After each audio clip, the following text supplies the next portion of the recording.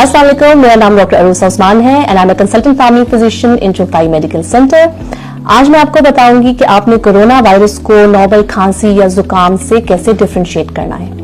अगर आपको खुश्क खांसी है तो वो it can be dust allergy, it can be a normal allergy, pollution की वजह से हो सकता है और जरूरी नहीं है कि वो कोरोना वायरस है। ठीक है, अगर आपको उसके साथ खांसी के साथ फ्लू या रेशा या बलगम वाली खांसी है तो तब भी इसका मतलब कतई नहीं है कि ये कोरोना वायरस है। It can be simple allergy.